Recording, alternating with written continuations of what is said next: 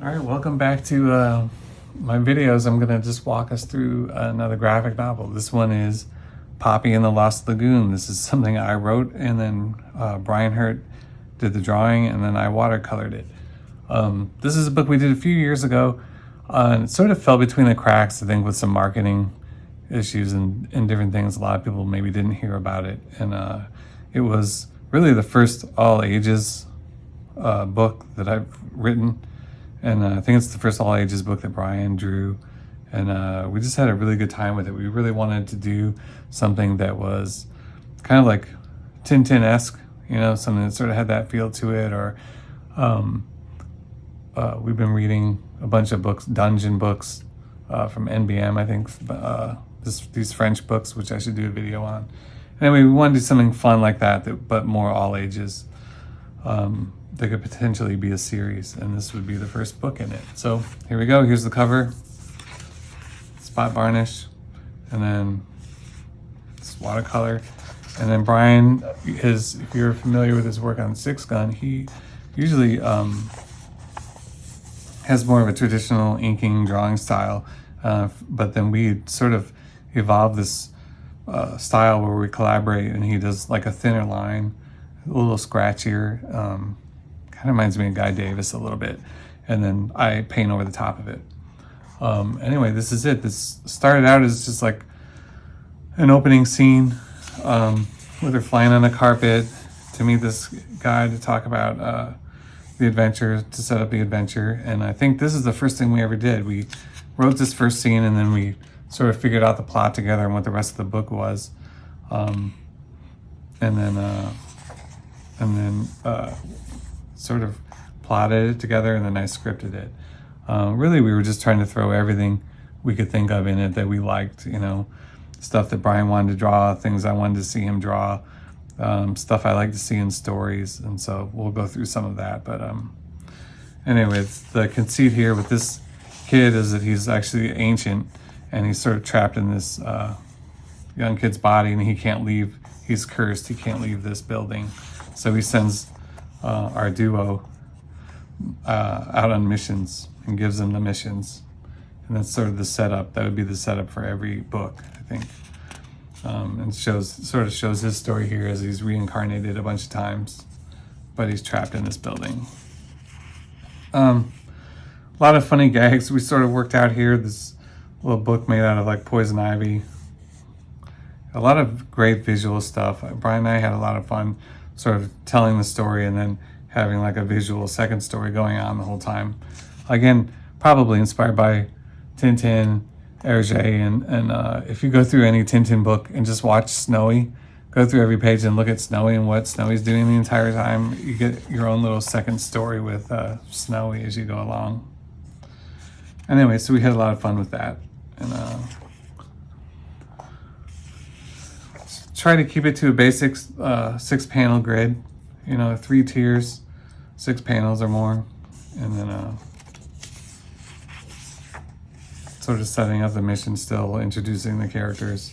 And this cat, Crumbs, in the script, I think Brian had kind of drawn some versions of the cat, and the idea with this one was to have the ugliest cat we could think of, and I think Brian did a pretty good job. I don't know if you can see.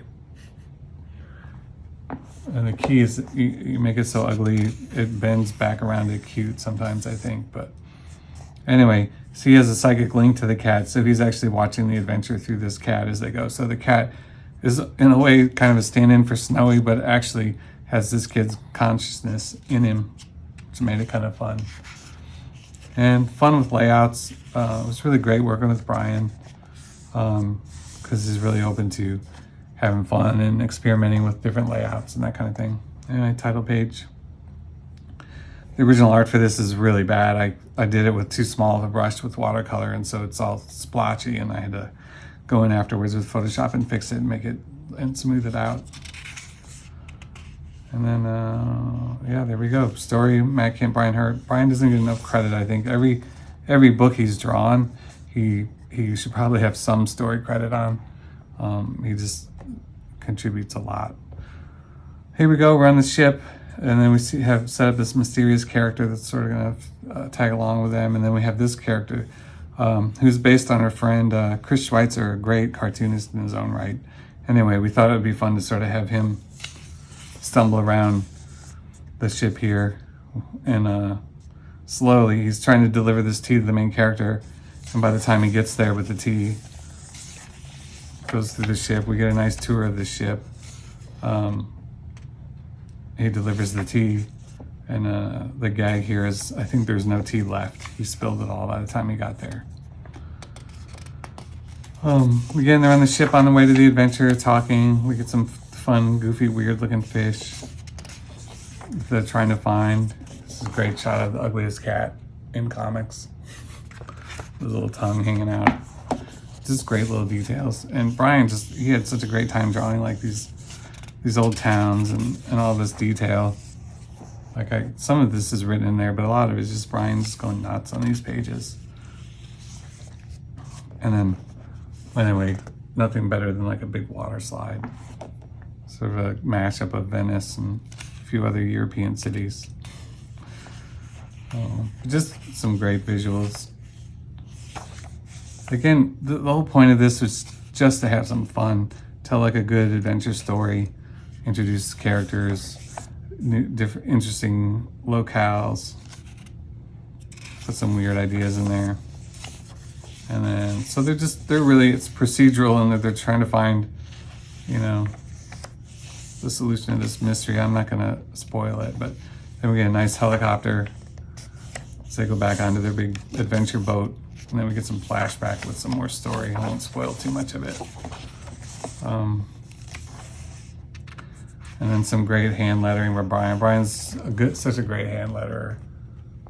Let's see if I can get a close up of that. But I think most of this, I lettered this. I just used the font, and then but anything that was on art like that, like the books and sound effects, Brian's so good at it. I just get out of his way, let him letter it. And we have like sort of a little psychic monkey that acts as a compass. His tail points in the right direction of adventure. We didn't really set up any rules for ourselves with this. We just wanted to have a bunch of fun, weird things. Big boat with observation bubbles underneath. Mysterious character following him. Again, more adventure. And Poppy, these characters are great. We just got to have them interact and bicker back and forth. It was kind of really fun to write. As we keep going, and then they end up on these big turtles.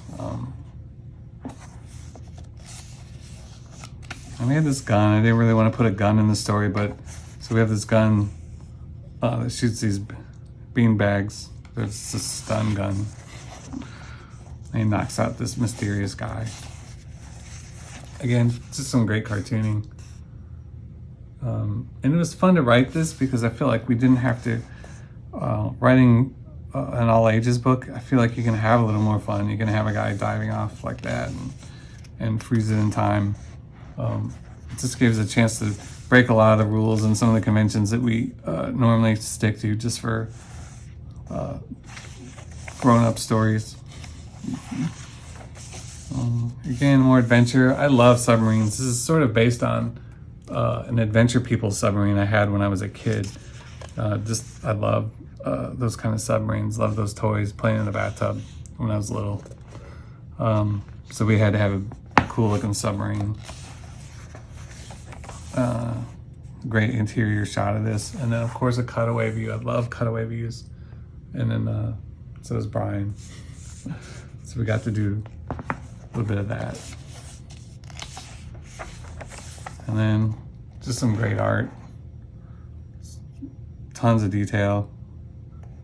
Watercolor painting with Brian, sometimes you just get out of the way.